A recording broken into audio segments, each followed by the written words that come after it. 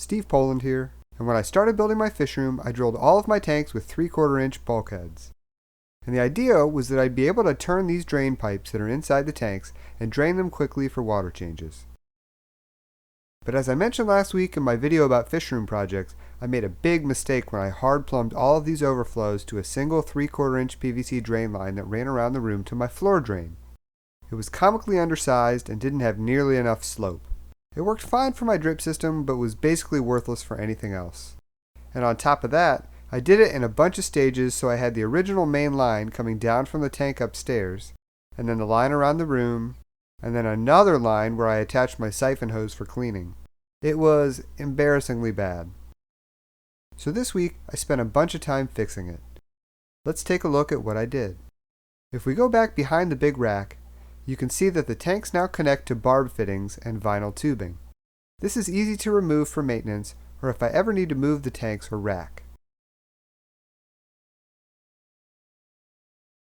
The tubing runs down to a new 2-inch PVC drain line that runs around the room. This line can move a lot more water and has a much steeper slope than the old one, at least 1/4 inch per foot. The dehumidifier is connected with tubing in the same manner. On the corners, I use 90-degree sweeping elbows to avoid hard turns that might slow the water down. I also included a Y fitting that reduces down to a garden hose quick disconnect. This is a way for me to attach several things, which I will be covering in upcoming videos. In the other corner, I plumbed in a utility sink. I haven't connected a water supply yet, but just having a sink to dump water into is something I've wanted down here forever.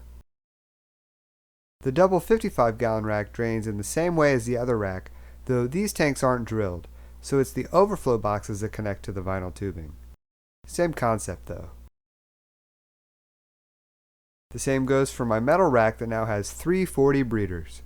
Both sides of the drain come together in front of the floor drain, and I had to get a little creative to get both sides to slope into one connection point. It has more turns than I'd like, but it works really well.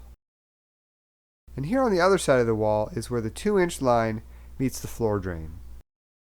This wasn't the most glamorous project, but I'm really excited to have this done, because it frees me up to do much faster water changes and eventually to automate them completely. Feel free to leave questions or comments, and thanks for watching. Until next week, have a good one, everybody.